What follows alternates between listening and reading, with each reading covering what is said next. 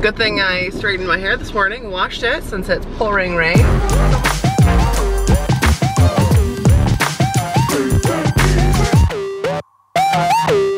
Also feeling really good about the hour I spent in the car wash yesterday. Good job, everybody. I wanted to mention something, as I always do, while we're driving to the radio station this morning. So I did all my client posts, which felt really great, and as I was doing that, I was listening to a couple Brené Brown YouTube videos, a speech that she did about a month ago, and then an interview that she did with Oprah where she was asking Oprah questions. I'm not sure what that was from. And then got in the shower and was listening to my playlists that I've been loving. You can actually search me on Apple Music if you want to and see the playlists. I'm currently curating a Mareathoner playlist. But I was thinking this morning, I get a lot of comments and questions about how I seem upbeat and positive, and how do I manage to do that when days are so hard. And I am very mindful about what I watch, what I listen to, what I read. Very mindful. Oh yeah, speaking of reading, that's something else I did this morning, is I read 2 chapters of my book. I'm reading Option B by Sheryl Sandberg. It's a game changer. So I wanted to mention this. Nice signal, thank you, good morning. In case it's not something that you think of, but I am very mindful about the songs I listen to. So I definitely went through a period of listening to like sadder stuff, but right now it's like upbeat, it's happy, it's empowering. I am so behind that, like some of the songs that I listen to, which if you look at me on Apple Music, you'll see I'm just getting into now. But that makes such a difference as opposed to listening to, angry music or sad music. That can change my mood for sure. I've talked about this before. This is why I'm not watching anything sad or upsetting or based around death or violence on Netflix. It's the same reason why, like last year, I binged the entire series of Will and Grace, why I binged the entire series of New Girl. I like to watch happier things and read happier things. And like I've talked about podcasts, and even if you don't like podcasts, like you can just pull up, like I did this morning, like an interview on YouTube or something that's positive. And in that same vein, you don't have to read everything. Like there's some pretty horrific stories going around right now, as there always are. You don't have to click on them. You don't have to read them. Like you love social media, me too, but you can scroll past them. Like you don't have to share that story, you don't have to read it, you don't have to get caught up in it. And I'm not by any means saying that you should be oblivious and you shouldn't know what's going on in the world. I've loved watching the news ever since I was probably Thomas's age. So I think it's incredibly important to be aware of what's happening in the world, and I find that to be very attractive as well.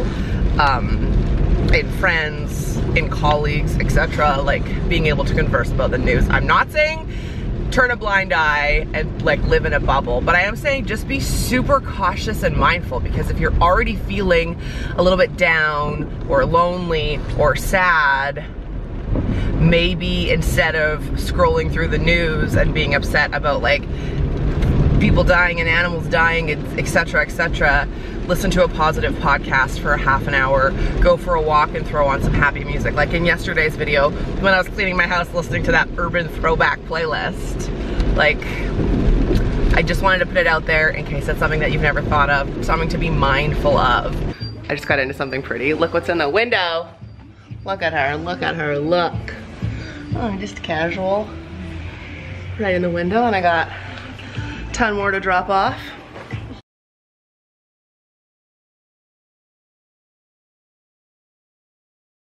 Just home having a quick lunch.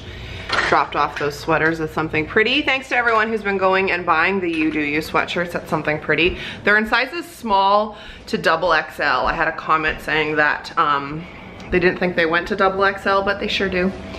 I am home having lunch. I made some rice, one of those like frozen rices that I like with a salad. Watching some YouTube. I just need to sit for 5 minutes. This morning was crazy. I don't think I told you, but Thomas was up at 2, and I don't think he went back to sleep. And I didn't have a great sleep, so I can really feel that I'm tired and hangry. So I'm gonna eat.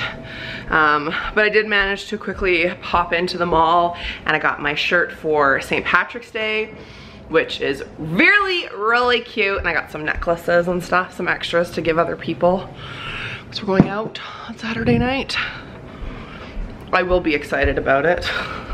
It's only Wednesday, lots to get through before then, but it'll be fun.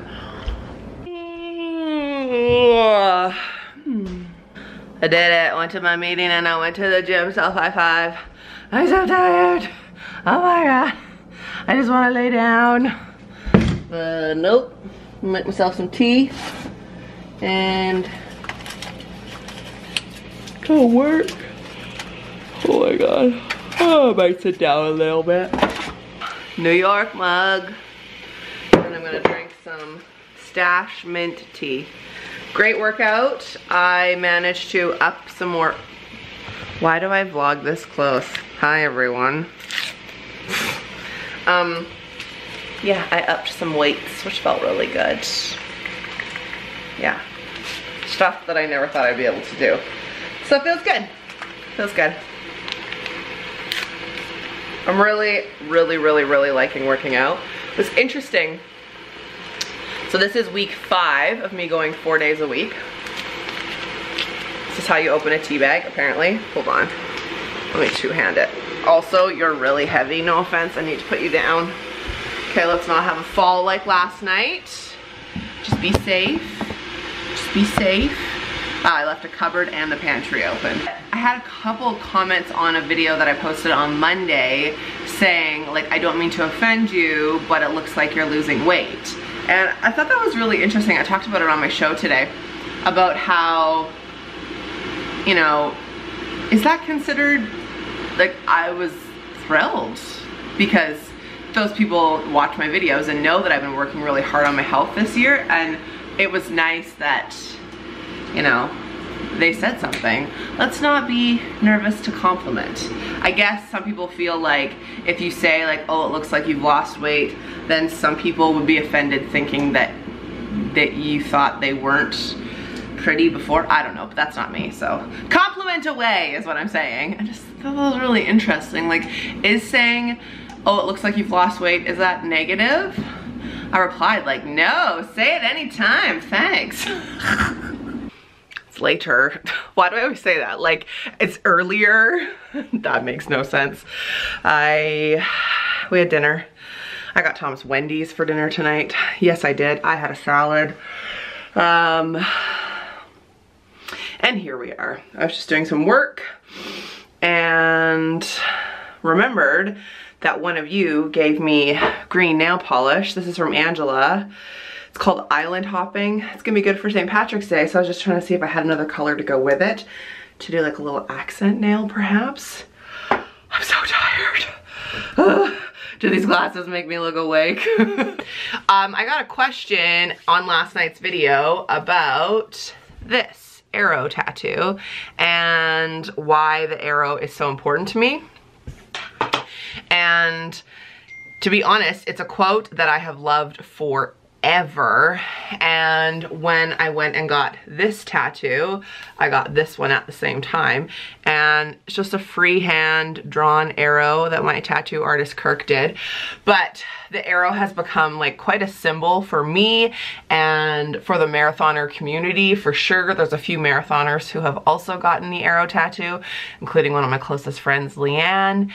And it's become a symbol. I mean, it's on the You Do You sign. It's on the You Do You sweatshirt here.